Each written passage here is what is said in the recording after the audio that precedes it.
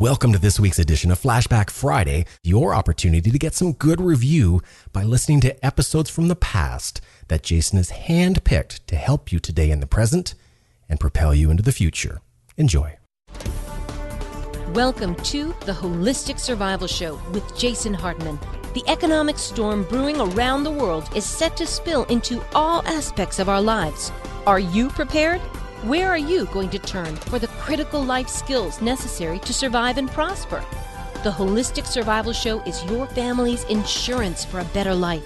Jason will teach you to think independently, to understand threats, and how to create the ultimate action plan. Sudden change or worst case scenario, you'll be ready. Welcome to Holistic Survival, your key resource for protecting the people, places, and profits you care about in uncertain times. Ladies and gentlemen, your host, Jason Hartman. Welcome to the Holistic Survival Show. This is your host, Jason Hartman, where we talk about protecting the people, places, and profits you care about in these uncertain times. We have a great interview for you today, and we will be back with that in less than 60 seconds on the Holistic Survival Show. And by the way, be sure to visit our website at holisticsurvival.com. You can subscribe to our blog, which is totally free, has loads of great information, and there's just a lot of good content for you on the site. So make sure you take advantage of that at holisticsurvival.com. We'll be right back. Now you can get Jason's Creating Wealth in Today's Economy home study course. All the knowledge and education revealed in a 9-hour day of the Creating Wealth Bootcamp, created in a home study course for you to dive into at your convenience. For more details, go to jasonhartman.com. My pleasure to welcome Elaine Smitha to the show. She is the author of Screwing Mother Nature for Profit, and she has another book as well, and we're going to learn all about them. Elaine, welcome. How are you? Oh, welcome. Thank you very much for having me on your show. My pleasure. Now, you're coming to us from Olympia, Washington today, right? That's true, Fantastic. Well, tell us a little bit about your book and what inspired it. Well, yeah, Screwing Mother Nature for Profit is my second book, and I just kind of looked around and thinking about Mother Nature and how we survive because of her, because if we don't take care of Mother Nature, then we're going to be in big trouble, because we depend upon Mother Nature for our food, for our lifestyle and farming, all these kinds of things that we really need Mother Nature for. And so when I found that some companies were not behaving as I felt that they should in being in business, that we needed to write about it. So that's what I did. So give us some examples. Well, Papua New Guinea is the lead into the book, and I've been to Papua New Guinea some years ago, and the natives, of course, live off the land there, and they're quite frugal in their usage of things because they have respect for Mother Nature. Well, then along comes this mining company, and they are mining over there, and with total irresponsible behavior, and the sludge is going down the mountainside, and the water is being polluted in the area because the natives a lot of the natives live on the side of the water when water lake kind of would come in, because there's a lot of water there, and they live on the banks, and so when this debris was going down the river and coming into their little village, then this is where that's where they get their water to drink. They bathe in it. I mean, it's the source for them is water. And so with all this dredging going down the hillside into the valleys where these natives live, they were actually polluting the environment. And the natives got very upset about it, and being primitive as they are, not certainly like we are here in the United States, and what they did, they marched on the mining company's offices there and broke windows. They broke all kinds of things, trying to sort of get even. Let them know this is not what the thing you're supposed to be doing. And they did this several times because the mining company continues to do it. And so the people wanted to let them know this isn't working. And so they broke computers. They threw things around. I mean, they tried to destroy them so they stop it, but the consciousness of some of these businesses, like this particular endeavor, is not really in Mother Nature's favor, and the exploitation for the money that can be gained is the driving force, and that was the thing that really got me ignited to write the book. So what are they mining? They're mining for gold and silver. And so gold and silver, certainly people have been mining for that for 5,000 years probably. What is the solution that you propose in the book? And I want to hear some more examples like this, but I just wanted to kind of jump to solutions if we could first, or are there not solutions proposed and just exposing the problem? Well, it's just coming from a biological point of view as sustainable. Like our bodies are very smart. And the skin of our body is the interface between the outside and the inside.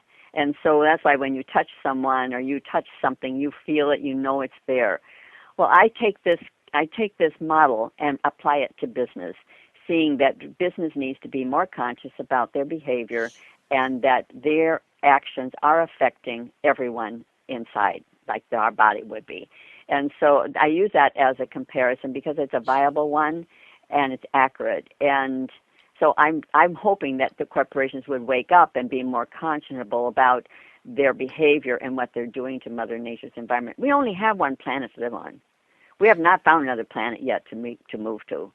So we have to take care of our planet here. And Mother Nature is our gift for food, for everything that we have, fresh air, all of this. Mother Nature is in charge of all of this. So I would like for these businesses to be more responsible and to take that under consideration when they're doing things. And how do we get them to be more responsible? Well, that means that they have to wake up. They have to become aware that they are, and I'm sure that many people in the corporate world are aware that they are not behaving in the right way, but I'm sure it's because that's their livelihood and that's where their money comes from.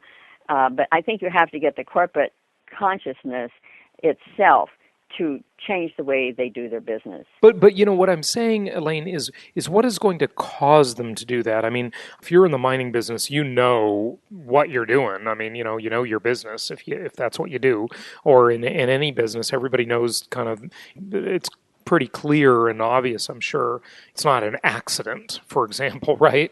That they know what's going on with their business and what effects it has and so forth. How do we get them to change their behavior? Well, I'm not sure how you can get them to change their behavior except trying to, I think the natives certainly have tried to do that over there, to get them to at least be more conscious of what they're doing. Maybe have a drainage ditch someplace else where it doesn't have to go down into the villages.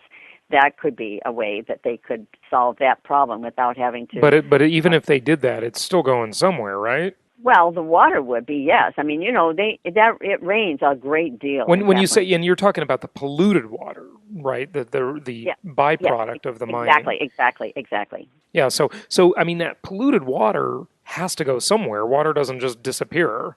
It can't be condensed or anything. So what do you do with it? I mean, do you suggest they stop mining? Do you suggest they just store the water in some big reservoir that's self-contained? Well, they might be able to filter it. Okay. Filter the water. Yeah. So that the natives are not, having to have this polluted water in their areas. I mean, that's one thing they think they can do. Okay, so fair enough. They could filter it. And then when business does this, and, I want to talk about some other examples because this is a great discussion, but when they do this, it creates higher cost for the business, and of course that's why they don't want to do it, because they want to keep their costs low, and then that ultimately creates a higher cost for the consumer, right? Well, probably, but gold and silver are pretty malleable in terms of pricing, isn't it? And the businesses can do that quite easily. Well, gold and silver are commodities, so they're traded on exchanges, and the price is pretty set and clear. So certainly if it's more expensive to mine the gold and silver is going to be more expensive to the end buyer of it, whether it be someone using it in electronic devices or belt buckles or jewelry or just buying it for investment purposes. So we understand that. So this is the New Guinea example. Were there other examples in New Guinea, or were you looking at other countries as well? No, I just primarily Papua New Guinea because that was the one that I had the experience with having been there, but I'm sure that there's others that also have that. Yeah, I mean, there's a lot of talk nowadays about China, of course. America has outsourced so much of its manufacturing overseas, especially to China, that one of the issues is they say a lot of the companies are going over there because it's cheaper to do business there because there are fewer regulations. So there goes the American jobs, right? But what do you think about that? What are your thoughts on that? Well, I think that, look, businesses are all over the world, and they each have their own peculiarity in terms of their actions and how they are behaving. And all I'm asking is for them to be conscious of the effects of their decisions, so that people can do the right thing. Well, I think one really good example is, say, Ford Motor Company. They have their truck assembly plant. They have that the parking area graded so that the water will flow into a pond or into a river wherever they have their location there. But what they've also done is they have put on the roof of their buildings, they have put drainage up there as well, so that it drains down and goes under the driveway out to this draining area. And in fact, the top of their truck assembly structures there, they've even made that like a natural environment. So they even have deer up there. So they're growing plants on top, which is helping to keep the environment clean, the air they're breathing clean, and using the water in a really constructive way. This goes out where it can be flowing into the community.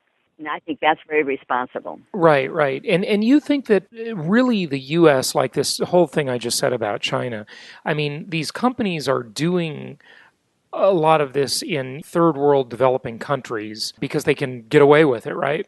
Yes. Yeah, and they can't in the U.S. What are your thoughts about that? About countries being responsible? Well, yeah, no, about the fact that this is where the companies are going because they're going where they can get away with it, whether it be China or New Guinea or whatever, because the regulations in the U.S. are so stiff in terms of this. Right. Well, so yes, they're always going to go where they have the most rewards for their efforts.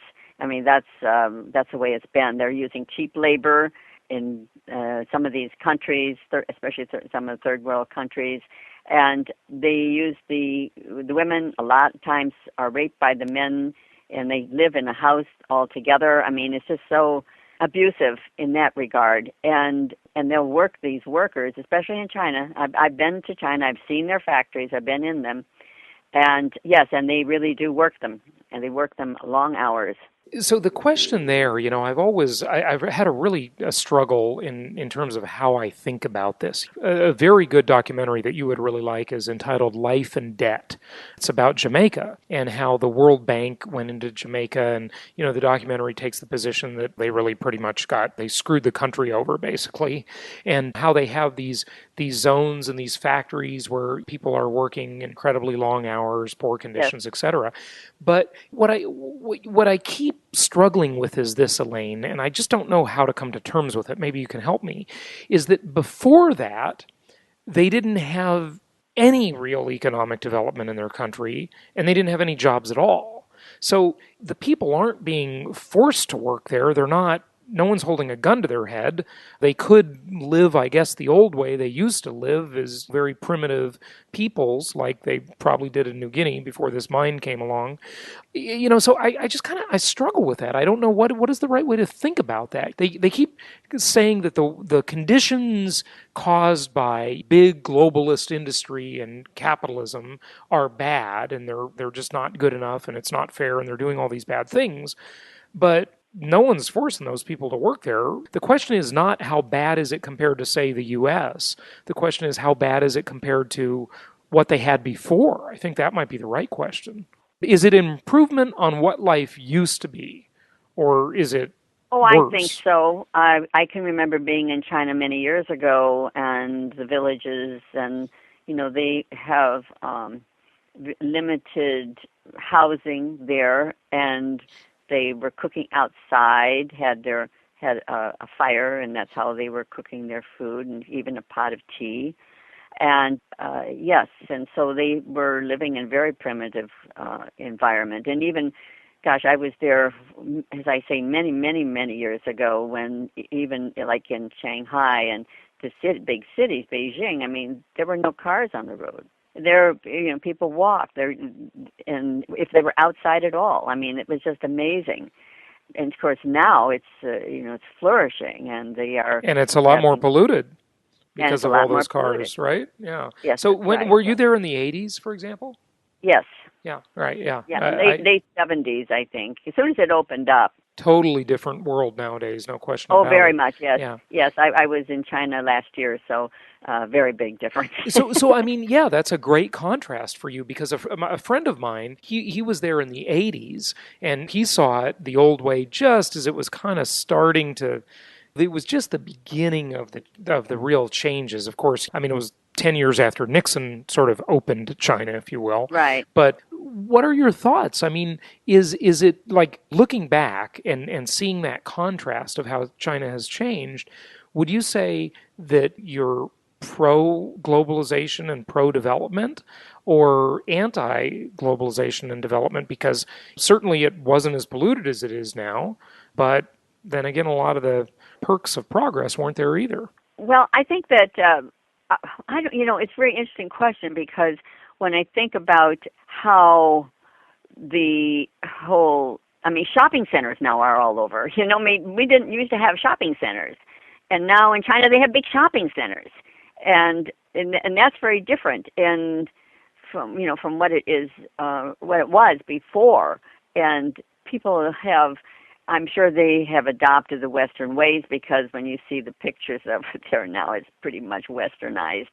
And we had to have, if we went into a school, we went to look at a school and visit a school, and the children were there, presenting a little performance for us to sort of give us a clue as to how the education system was. But we had educators in our group, so they were particularly interested in that. But it's going. Look, we're going to have progress. People are. The thing is, it's no longer in your hip pocket. Now it's all over. It's the thing. What's the thing? What do you mean? Well, the modernization, the movement of corporate. The world is now our oyster, so to speak. We are now traveling all over the world, where years ago, if people traveled at all, it was pretty much to see their relatives in the state in which they lived. The whole system has changed now. We're opened up. We're smarter. Look, we have computers. We never had computers before. And it's evolution. It's the evolution of humanity and civilization. And how it works out is, we hope, will be for the betterment of humanity. And Mother Nature, the animals, the trees. But you see, they're going in, they're cutting down these trees. If we don't have trees, we don't have clean air. Right, but Elaine, that's my question. How do you reconcile that? I mean, you're saying this, on one hand, you're saying this progress is good, the fact that we can travel everywhere and people do much more than they used to, and that's a huge carbon footprint. And people have computers, but in the manufacturing of computers, all sorts of environmental sins are that's true. occurring. And a lot of them are done in China too. So what do you do? What's the solution? I don't have a solution. All I can do is say, that if each person has a consciousness, and how they behave, how they treat Mother Nature on their own, instead of cutting down all the trees, which is happening in South America. And what are they cutting the trees down for? Oh, they're cutting the trees down because they want these natives to learn how to build houses and stuff like that. And they're going in also, the natives have been living off the herbs and the native remedies there. That's how they've been able to stay well, because they know what these remedies will do. And Papua New Guinea also has done that too. And the natives learned how to take care of themselves by the plants that they have around them. And so what the corporations are doing, they're going in and they're cutting out all these things, building houses, making that country and those people look like they belong in America. Right, right. But there's a question. So do the natives like living in a house better, built with those trees they cut down, or do they like, how did they used to live, in a tent or a hut or what? Well, they would build huts. They would have huts for themselves, and that's what they had in Papua New Guinea. Although in Papua New Guinea they could build them out of straw and so forth that they had available to them. They would put planks on the floor so that they could be inside and lay down, but they sleep on the boards. That's the way they sleep over there. It's not like you have a soft bed with a mattress that's so cozy to be into. No, they slept on a slab of wood. So, see, my travels have been all focused on underdeveloped countries because I always felt that the Western ways were flooding the market, and it's not going to be long before everything's going to be homogenized, and you will miss this element of humanity and the evolution of humanity. So that's why all my travels have been in direct alignment with the underdeveloped countries. Right. Okay. So that's that's interesting, and because you got to see it before it totally changes and becomes, exactly, like you say, homogenized. But the question is this: the natives in South America that you gave the example of, do they like living in a house better, or do they like living in the old way better? I mean, are they resisting the progress? Are you saying it's being forced upon them? I think, yes, I think it's being forced on them. How's that? I think yes, because now they're building over there in Papua New Guinea, and I mean it's just different. It's not like the tribal environment where everybody works together, play together, live together, cook together, eat together. That cohesiveness that you have from a community. Now we go into our houses and we have to leave our houses to go find a community. Right. In most cases, I agree with you. You're right, especially in suburban cases, no question. Yeah. But are the people in New Guinea or the people I assume you were talking about Brazil when you talked about the trees, but it could be anywhere. Are those people not liking that, or do they like it more? Well, I think that, you mean the people moving into these new houses? Well, yeah. I mean, they're looking for a place to live. We have overabundance of population, so they have to find some place to live. Right, but couldn't they still live in the straw hut? In New Guinea, yes, they could. Yeah, I mean, are they? What I'm getting at, Elaine, is are they forced to live this Western way, or could they still live? No, they're not in their, forced. Yeah. So what do? Not offer them a choice, or I just? Well, it's all around them, It's all around them. It's not like Papua New Guinea has changed. It's changing even as we're speaking. And so, companies are going in there, and they're changing the whole system. By maybe in some hinterlands there, they still are be able to live like they did before, but they grow their own food and they raise animals. And like they had a pig, and they fed that pig so that it get really, really fat. And then when they slaughtered it, then everybody had pork. It had a meal out of that pig. So, but they take care of that pig from a little tiny thing. They put a little rope on one of their hoofs and one of their little legs there, and they parade them around. They have them on a leash, just like you do our dogs here. And so, when it gets big, then they slaughter them, and then the families all get together and they have a feast. So, community. I think basically, I think you have more community spirit because they are so interlinked. And our society today is everybody has their own home or a place to live, apartment or whatever, and many times we don't live with our families anymore. We don't even have them near us. And so we have to find other friends of like minds so that we have somebody to talk to and to share life with. So I think the whole thing is that we're so westernized here in the United States, but it wasn't that way in the very early days. The families all stayed together. But now we're spread out all over the world, so things are not the way they were before, and I think that Papua New Guinea will be emerging in a way that probably will emulate the rest of the world eventually. So is that good or bad? I like to see the native environment myself, but I tell you what, they get 110 inches of rain a year. So having some place where they don't get so drenched it would be helpful. You know what I mean? Right, yeah. Yeah. Yeah, see, I get what you're saying about the sense of community and all of that stuff. I mean, I completely get it. I really do.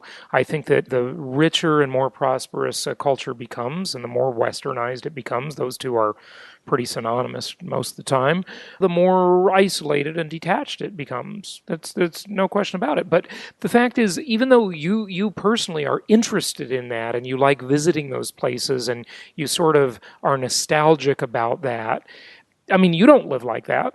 You could live like that in the U.S. or in New Guinea, I assume, if you wanted to, right? It seems like for someone like yourself, it's good that you've noticed these things, but I don't know that you're ready to give up your car and your computer and your conveniences to go live in a straw hut, are you? Yeah. But that's not the idea. The idea is that those people have come from that. They've not entered that world like we live in today. They're very primitive, although a lot of them now are getting jobs in the city, and so they will be emerging in a different way as well as they mature in that environment. So we are already, we're not a native environment anymore here in the United States. We have conveniences, electricity, we have gas. I mean, we have all these advantages.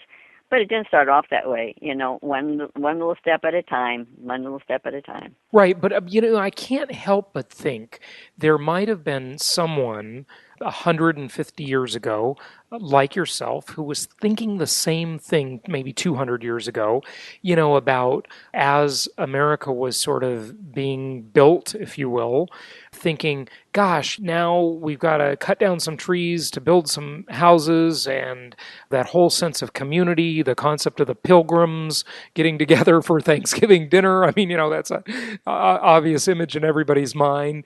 That hasn't happened. And then, gosh, that Henry Ford came along and invented or at least perfected the assembly line. And now people are much more mobile, and the stupid Wright brothers, and, then people could travel. And, I mean, it is just, I gotta give you a little bit of a hard time about that, because I think the sense that you're coming from this like anti-progress viewpoint almost, I mean, I get that being nostalgic about it. I really do. I'm nostalgic about a lot of times in the past during which I didn't even live. I wasn't even alive, but I see them depicted in television shows and movies and read about them, and it seems nostalgic to me too. So I understand that. Let me take a brief pause. We'll be back in just a minute. What's great about the shows you'll find on jasonhartman.com is that if you want to learn about investing in and managing income properties for college students, there's a show for that.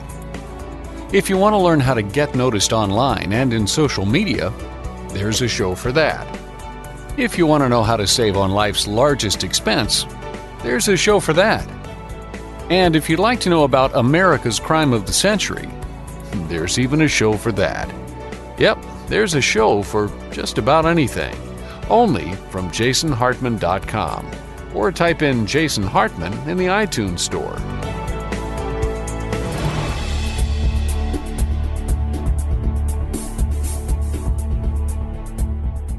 So let's talk a little bit about Monsanto and Syngenta. Oh, Monsanto, they're really evil.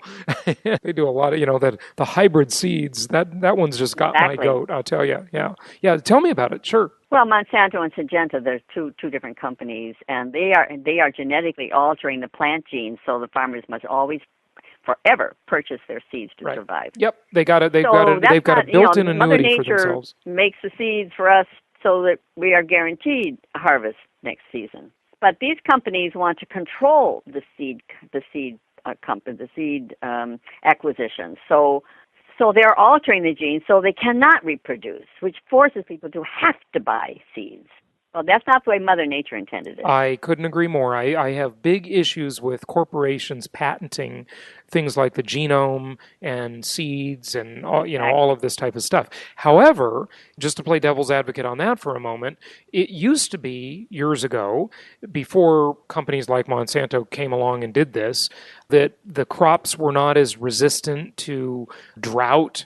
They weren't as resistant to pests as they are now. True. And so they're much more hardy, these genetically modified crops and seeds. So Monsanto spent a lot of money to figure out how to do that and to engineer the genome of the seeds. They had to somehow be incentivized to do that. Well, it's all about money. They want to control the they want to control the food supply. That's why what they created are terminator seeds. Right. Those are hybrid not replicate seeds. Themselves. Yeah, I know what they are. They're hybrid seeds instead of non-hybrid seeds. They terminate themselves. They don't regrow. So they build themselves an annuity of new buyers of the seeds. But you'll remember it wasn't very long ago, back in the 70s, when the big concern then was all about what? It was all about famine and that the food supply wasn't hardy enough. There wasn't enough to go around. And now food is plentiful. So that's true. Did Monsanto make a contribution to that? I don't think so. Not when they're the ones who control who lives and dies, who feeds and not. I don't think that's ethical. Well, like I said, I agree with you on that I have issues with companies patenting natural things like that. A lot of these farmers killed themselves because the seeds wouldn't grow. And it's forced the farmers to have to buy seeds every single year instead of saving the seeds, which is a normal, godly way that Mother Nature created it. Right. However, the other side of that argument is, and that's what I'm trying to debate with you here, the other side of that argument is that farmers used to be destitute because the crops weren't hardy enough. I understand because that. If they had a drought, they wouldn't last through it. They're much more hardy now because of these innovations. Well, that may be true in some instances, but the seeds don't always grow. These Monsanto syngentic seeds do not always grow, and so a farmer could plant those seeds and have no harvest. Well, what do you mean? Well, okay, yeah, I don't know if they don't always grow, but natural seeds don't always grow. I'm not saying always, but right. they have not been producing. If those seeds are manipulated, so there was a big farmer who was in fact the seeds had blown over into his field, into his farm field there, and when he found that these manipulated seeds were there, he actually sued them. Well, no. You mean Monsanto sued the farmer? No, he sued Monsanto. Oh, okay. He sued Monsanto because he didn't want the seeds in his farm. No, because they blew over into his farm, which is not where he wanted. He wasn't planting those seeds. They blew over into his field. So wasn't anything that, the farmer didn't, the other farmer did not plant those seeds, you see. So they blew over into his field, and he sued them and won. And what was the basis of his lawsuit? Because they weren't his seeds. They weren't the seeds that he had planted. They were the genetically modified seeds that blew into his farm. And so was he claiming that he was damaged because he couldn't regrow his crop the next year? Yes. Yeah, okay, fair enough, yeah. But the side benefit is he probably got a hardier crop out of those genetically modified seeds, right? No, not necessarily, no. They don't really grow as well as the regular seeds do. Oh, they don't? Because I thought the whole reason that farmers like them is that they're hardier and they grow better. I don't know that farmers really like them. Well, I don't think they like the concept of having to rebuy them every time. I'll agree with you there for sure. No, and they have the harvest is not nearly as hardy as it would be otherwise.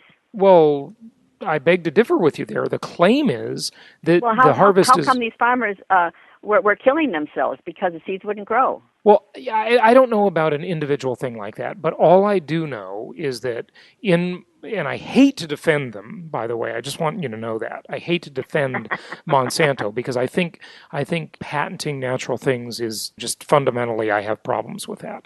But all I'm saying is that the crops of old, the natural crops, that came from God, they had problems. They weren't drought resistant like the crops are nowadays. They weren't as hardy as the genetically modified crops. And that's the whole point. That's why people like them. That's why we don't have the fear of famine now that we used to. That wasn't long ago, Elaine. It was in the 70s.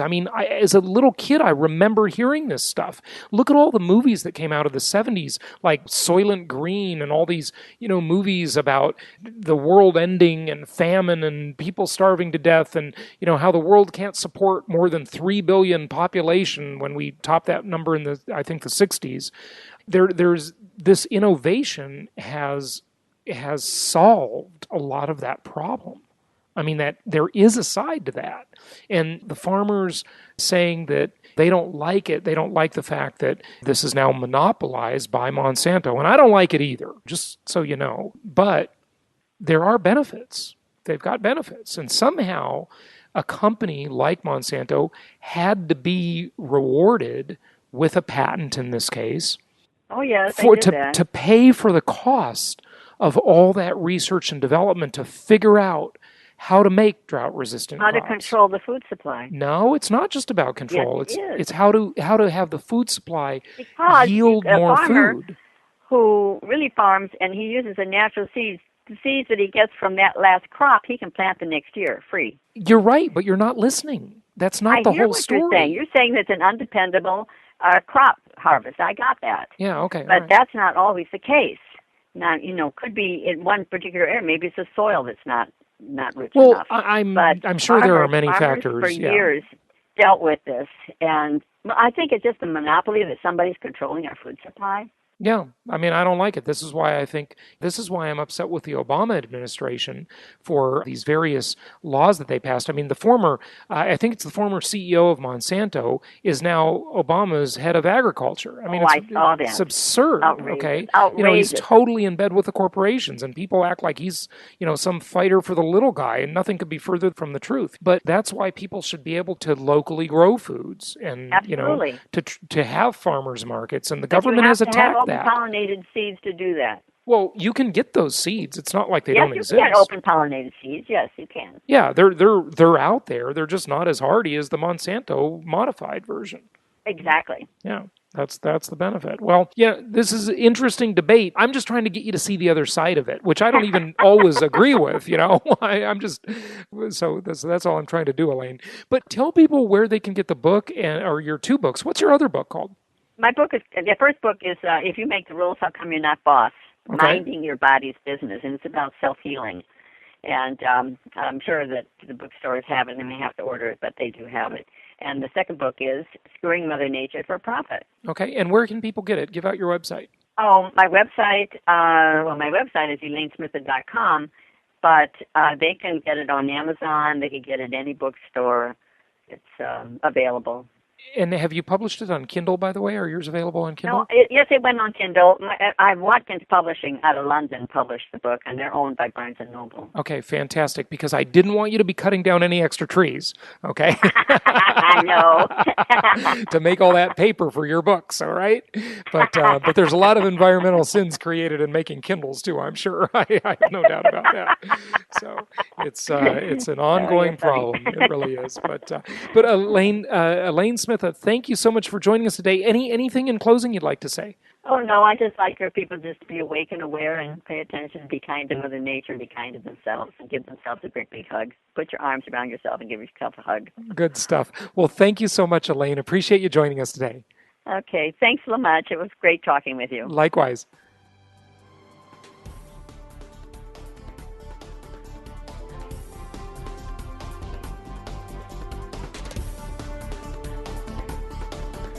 Thank you for joining us today for the Holistic Survival Show, protecting the people, places, and profits you care about in uncertain times. Be sure to listen to our Creating Wealth show, which focuses on exploiting the financial and wealth creation opportunities in today's economy. Learn more at www.jasonhartman.com or search Jason Hartman on iTunes. This show is produced by the Hartman Media Company, offering very general guidelines and information.